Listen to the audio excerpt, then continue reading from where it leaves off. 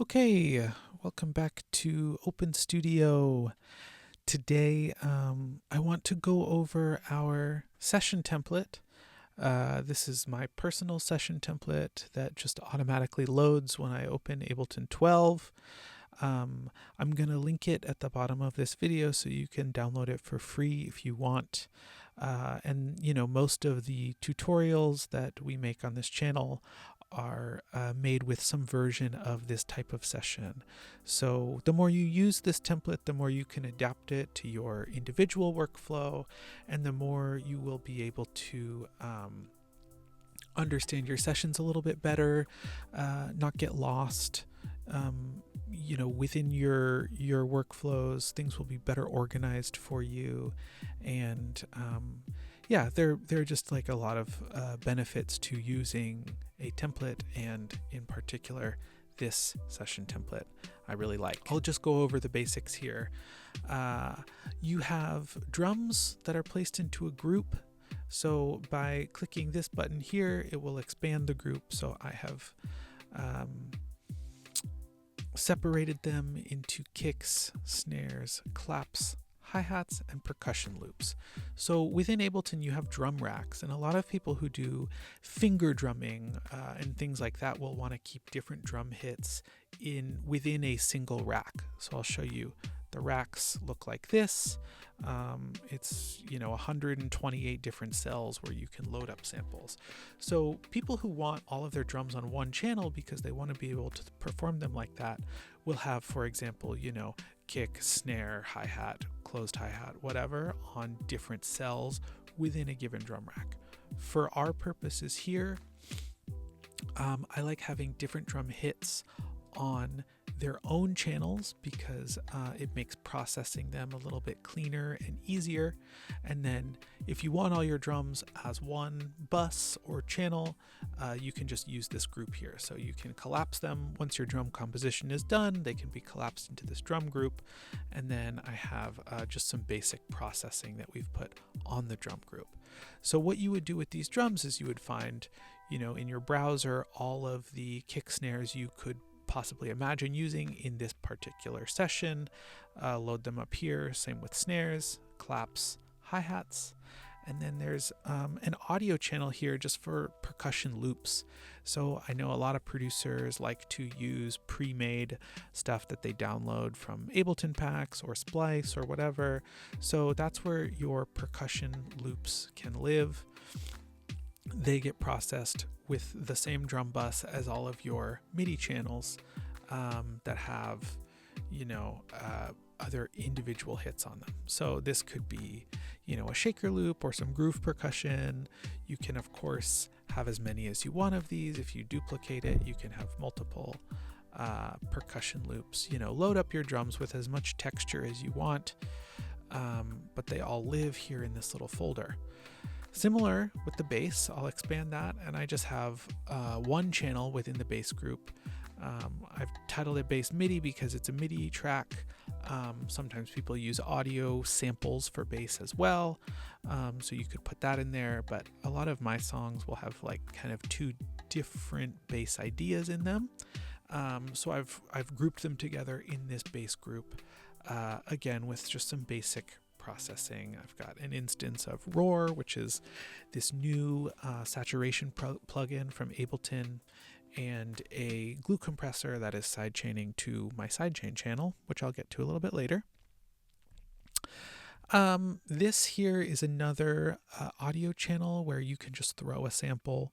I know some people like working with like song starters, so they're like melodic and rhythmic samples that you can get again from Splice or like royalty free, whatever, just to sort of compose to. So that's what that's for. If you like song starters, I would just throw it right there and then get to kind of writing your track around it. Moving on to the melodic instruments, I have here just some examples that you may want to use. Pads, keys, leads. For those of you that are doing the full Ableton Live Foundations course, I've named these I've named these what they are so that you can easily go to the browser and find kind of sounds that match these categories. But the truth is, whatever melodic instruments you use can be placed in this instrument group. In my tracks, I have usually a number of melodic instrument groups. So I might have 3 layers of pads, so 3 different instruments doing different kind of like pad-like sounds, and then I'll have maybe a different instrument group, and for example, I'll call it leads and something like that. So have as many different groups and groupings as you want based on how many instruments you have. But I think this is a pretty good place to start. It's got some basic processing on it as well, this instruments group. A little bit of OTT, and again, a side chaining compressor. So those are our melodic instruments, and then transition effects. These are audio channels that usually once I'm arranging the track, I will find transition effects, or I will make them and drag them directly into my arrangement. So they don't really live in session view here too much, but once I'm in my arrangement, I'll be dragging in these transition effects to help modulate the energy of my track and create a kind of like dynamic arrangement. Maybe they're sweeps or synthy bleep bloops, or big drops, like big kick drops with lots of reverb or whatever, just things to kind of grab the ear and move the arrangement along. Those are transition effects. Again, they're grouped just for the sake of tidiness. And then I have a resampling track. This is kind of just one of the utilities in this system that I use to create transition effects, or just kind of keep me in the creative flow. So resampling is basically just taking whatever the output of your session is and recording it down to an audio clip. So if you use other DAWs, you might think about this as like bouncing in place or something, right? So say I want all of my drums to be just one little audio clip that then I can manipulate or filter or something. I will just solo the drum group and arm the resampling channel for recording, and then I can make a clip of whatever is coming out of my drum group. Or maybe I want drums and bass, so I will just solo both of these guys and record them into my resampling clip. So that's just a helpful thing to have around if you want to make your own transition effects, or if you just want to be able to really quickly sort of collapse different things into an audio waveform that you can see and manipulate. So now that we've covered all of that, I think we will get into some of the return tracks here. So all of these get sent to 2 returns. One is a reverb, one is a delay. I have a side chaining compressor on this reverb. Although, like all the other effects, it is currently deactivated. So you can turn it on at whatever point you want a sidechain on your reverb for that kind of pumping EDM sort of effect if you choose to use that. That's there. There's a really basic instance of delay. And then here is our main with a main channel effects bus, basically. And all of the effects that I've put on these channels are just, suggestions. They're a possible workflow that I think will get you from 0 to something that sounds like a track pretty quickly. But they should by no means be taken as the correct way to do things. It's just one possible workflow and situation that I think works well in getting beginners to be able to make the kind of music that they want to make. Just flexible enough, just simple enough, but also there are some really some pretty serious workflow enhancements, I think. So let's talk a little bit about the utility channels here. I'm going to use the tab key here to switch over to arrangement view to show you these three. Okay, so reference, this is where you might say if you're composing or mixing to a reference track, you might place a piece of mastered audio or a song that you like and would want to emulate for some reason. You would place that here in this audio channel. I want to note quickly that it's routed to an external output. It's not going through our main chain. So our main chain effects bus is not going to be processing it, which is good, right? Because it's already mastered. So what we want to do is be able to compare what we have going on in our main channel to our reference track. Mixing to a reference involves not just listening to loudness, but also, like, for example, the relationship of the snare to the vocals, how present and clean the vocals are sounding. There are all kinds of things that you can tune into when you are working with a reference track, and I highly recommend that you do it. Structure. This is a pretty cool thing, I think. These are MIDI clips that are color-coded and labeled, but have no actual MIDI information in them. What they are is just arrangement markers, so that when you start to create your arrangement, you have some idea of where your song is going. So you can predefine your arrangement in any way that you'd like, or you can choose not to and just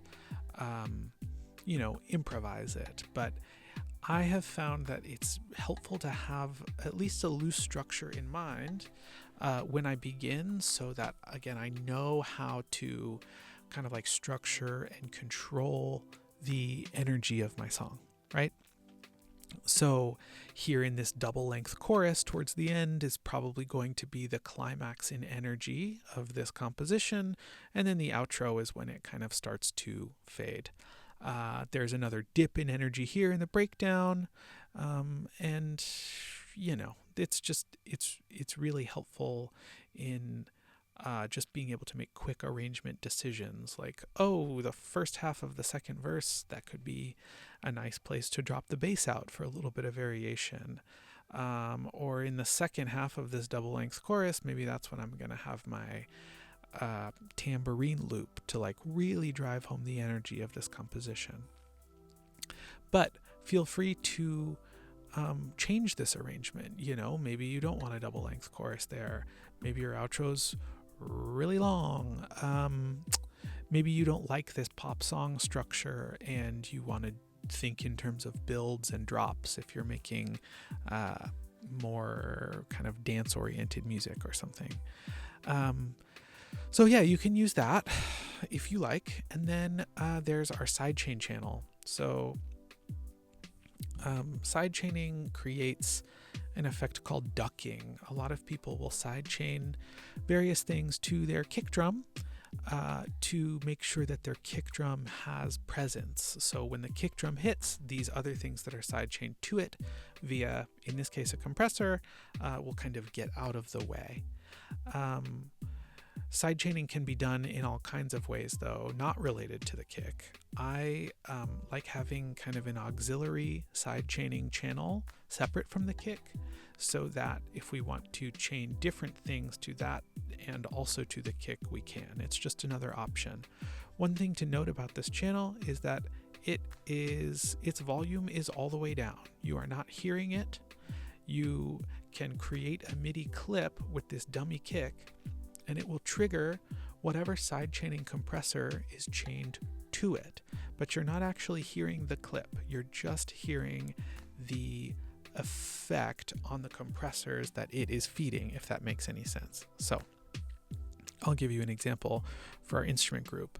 I've got a little bit of OTT here, again deactivated because you want to compose before you start mixing.